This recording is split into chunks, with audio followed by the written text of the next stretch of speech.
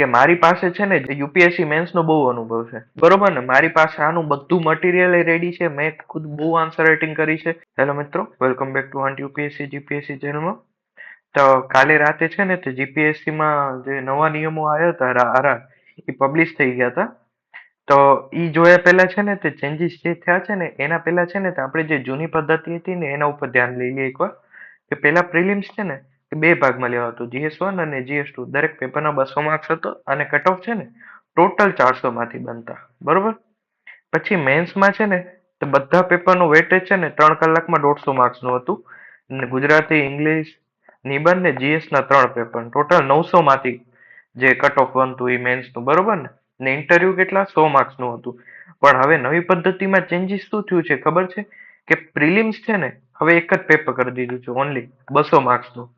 એમાં શું કર્યું છે કે જે એસટીઆઈ નું આપણે કેમ પેપર દેતા 200 માર્ક્સનું, બરોબર ને? એ 200 માર્ક્સનું એક જ પેપર કરી દીધું છે.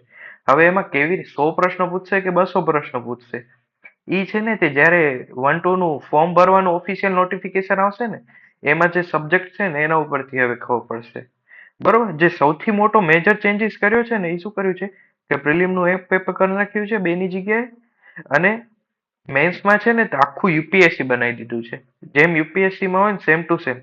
એટલે હસમુખ સાહેબ કહેતા હતા ને કે મારી જીપીએસસી ને યુપીએસસી બનાવવું છે, તેમણે લઈ લીધો છે સ્ટેપ. સ્ટેપ જો આ બાજુ તમે મેન્સનું કે જે ગુજરાતી ને ઇંગ્લિશ નું પેપર હતું ને 150 માર્ક્સનું, એ હવે 300 માર્ક્સનું કરી નાખ્યું છે અને મિનિમમ ક્વોલિફિકેશન 25% કરી નાખ્યા છે.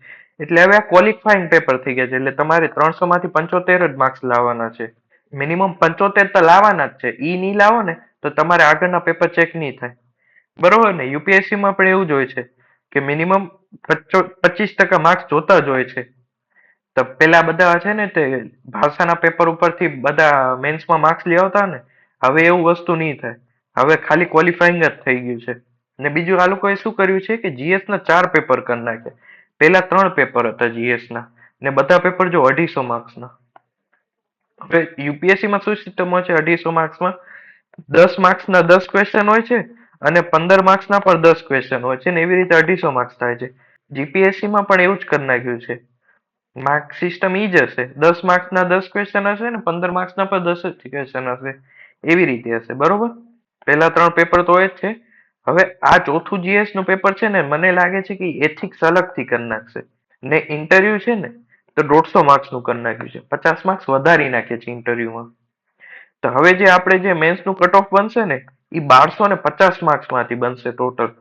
1250 અને 150 માર્ક્સ ઇન્ટરવ્યુના. એટલે ટોટલ હવે જે કટ ઓફ ફાઇનલ સિલેક્શન થશે ને એ છે ને તે 1400 માંથી થશે. મેજર ચેન્જીસ આ છે. હવે ગુજરાતી ઇંગ્લિશ ક્વોલિફાઈંગ થઈ ગયું અને મેન હવે છે ને બહાર જીએસ અને એસએ ઉપર દેવામાં આવશે. એકદમ યુપીએસસી બરોબર જ કહી દીધું. એટલે યુપીએસસી માં છે ને હવે સાહેબ માંગે છે કે ગુજરાતીઓનો ભાર વધે. તો આ જોઈને લાગે છે કે હવે ભાર વધશે. હવે છે ને ઓફિશિયલ નોટિફિકેશન આવે ને પછી ખબર પડે કે પ્રિલિમમાં કઈ રીતનું છે. આજ પ્રિલિમ થી લાગુ થશે. તો 200 માર્ક્સ છે પણ કેટલા ક્વેશ્ચન પૂછશે? 100 ક્વેશ્ચન કે 200 ક્વેશ્ચન? એ હવે ઓફિશિયલ નોટિફિકેશનમાં જ ખબર પડશે. અને જેવી ઓફિશિયલ નોટિફિકેશન હવે ફોર્મ ભરવાની આવશે એટલે હું છે ને તે તમને અપ્રોચ કરવાનું જે આપણને સ્ટ્રેટેજી બદલવાની છે કે શું કરવાનું છે, એ હવે તમારે શું કરવાનું છે, તમને તમારા મેન્ટોર બદલવા પડશે. પહેલા કેવું હતું કે 400 માર્ક્સ નું હતું તો હાલો પ્રિલિમ્સ ઈઝી થઈ જતું. હવે તમને છે ને પ્રિલિમ્સ અઘરું થઈ જશે.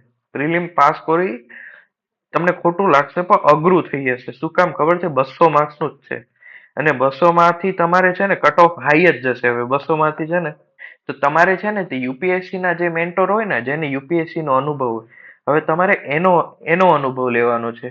ને મારી પાસે તમે શું અપેક્ષા રાખશો કે મારી પાસે છે ને યુપીએસસી મેન્સ નો બહુ અનુભવ છે, બરોબર ને? મારી પાસે આનું બધું મટીરિયલ રેડી છે, મેં ખુદ બહુ આન્સર રાઇટિંગ કરી છે. તો મારી પાસે છે ને આનો અનુભવ ઘણો છે મેન્સ નો, અને પ્રિલિમ્સ નો પણ છે, બરોબર ને? તો હવે છે ને તો ઓફિશિયલ નોટિફિકેશન આવે ને એના પછી હું તમને સ્ટ્રેટેજી નો અલગ વિડીયો બનાવીશ.